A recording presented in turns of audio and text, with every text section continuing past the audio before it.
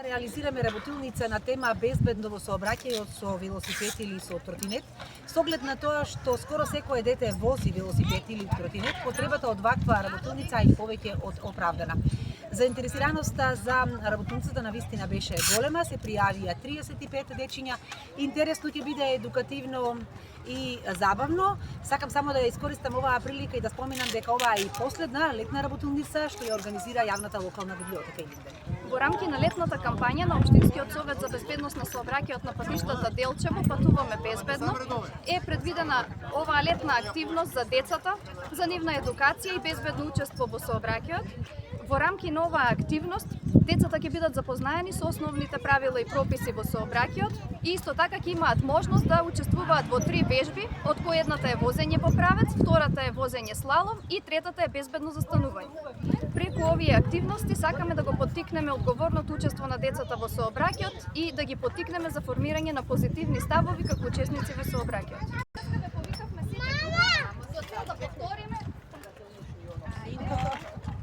За основните правила и прописите во сообраќајот и што е тоа на кое вие треба да внимавате како учесници во сообраќајот. Кажете ми дали вие веќе ги разпознавате овие сообраќајни знаци што се ставени тука на таблот? Дали го препознавате сообраќајниот знак кој што означува велосипедска и пешачка патека? Кои форми ги има?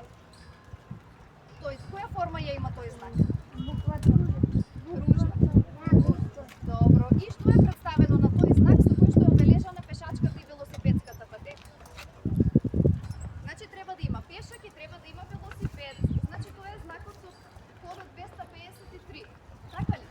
И вие кога ќе го видите тој знак треба да знаете дека вашето движење треба да го продолжите по пешачката, односно велосипедската патека. Ама нема мотор, знаеме дека треба да одиме. Со точак не мора со мотор. Сега, вие имате некои тротинети, некои велосипеди, така ли? Сега, што е разликата кога учествувате во сообраќајот со нив? Кога учествувате во сообраќајот со велосипедот, него треба да го возите по велосипедската патека или пешачко-велосипедската патека или од десната страна на работ на коловозот. Меѓутоа, тротинетите треба да ги возите само на пешачката патека. Значи издвоени, не смеете да ги возите на улиците. Или ако има велосипедска лента или патека, можете и на неа. Меѓутоа не смеете на коловозот кај другите возила. Додека велосипедите одат заедно и со другите возила по истата сообраќајна лента. Дали ова ви е јасно? Сега, правилата кои што важат за возачите, исто така важат и за велосипедистите. Што значи, доколку има поставено некаде знак стоп на некоја крстосница, вие како возачи на велосипед мора да застанете на тој знак стоп и да почекате да поминат возилата на главниот пат и тогаш безбедно да се вклучите на главната улица. А ако помине некој пијан? Тогаш може да дојде до судир, така ли? И да настанат повреди. Сега, вие за да знаете како да се заштитите од повреди и за да бидете безбедни во сообраќајот, треба да ги почитувате правилата. А треба и возачите, затоа е и тука полицијата да ги контролира возачите, за да ги почитуваат нивните правила. Сега ќе имаме кратко возење по овој мини полигон што ние го направивме. Малку ветерот ни го оштети утрово, меѓутоа ќе ги следите белите линии и тука на секој еден ќе видите како треба да се движи и како вешто да застане пред таа летвичка кај што пишува стоп. И тука безбедното застанување значи вие кога ќе застанете да не ја турнете летвичката. Значи морате да имате контрола на вашите велосипеди и на тротинети за да застанете пред летвата. Значи вие со тоа сте совладале вешто да застанувате. Ако летвата падне, значи треба уште да вешбате. Ете така. Исто. Не по еден. По еден. Сега, што е важно? Секогаш да бидете видливи. Кога ги се облечат тие па ќе носите други деца. Носите ќе ги кинете со така. И да носите заштитна опрема.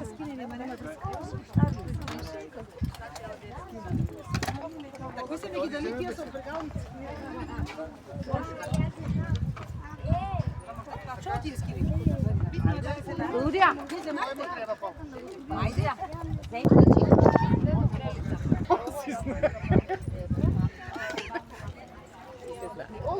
Стики, кај дојат на тука.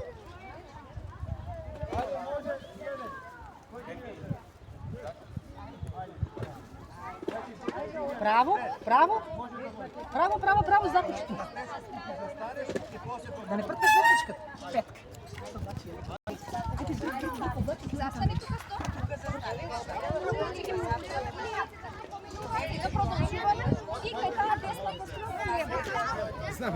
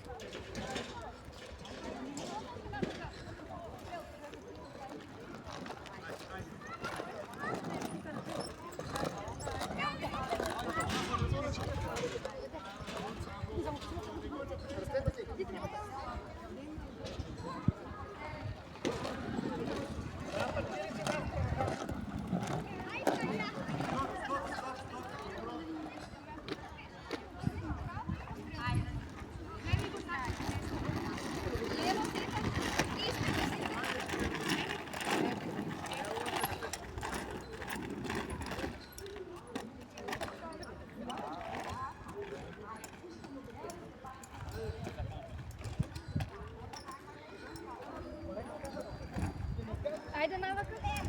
Браво, браво. Мене ти е.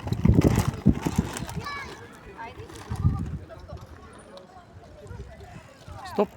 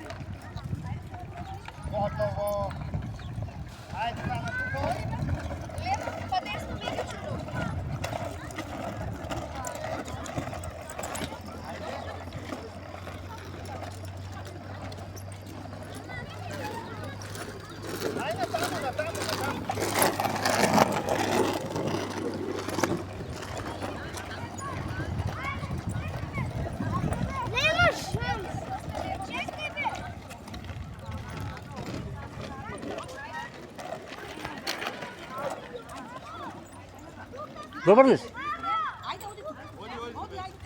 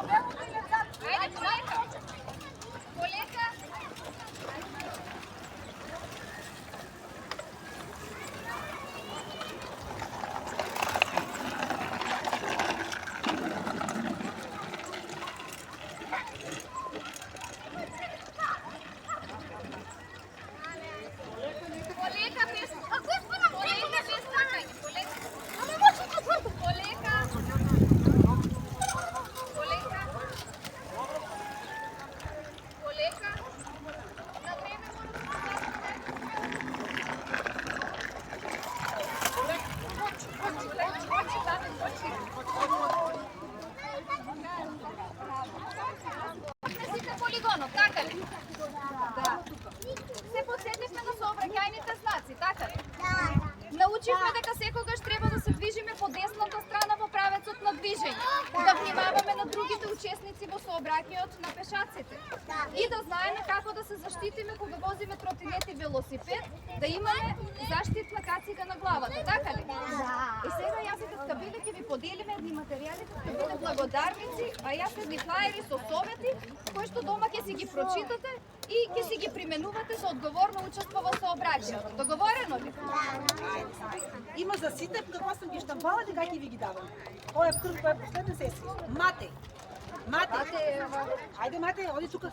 Оди тука. Давај се слика. Мате. Тука голено там, чекайте малку, после ги опачите. Кога ли било? Ајде. Оди неќе. Ела од почната врне, ела да си земеш, ела. Ајде, браво. Ајде на крају. Ама земи нуна, па ако успееш ти да постигаш, стигни во пик. Ева,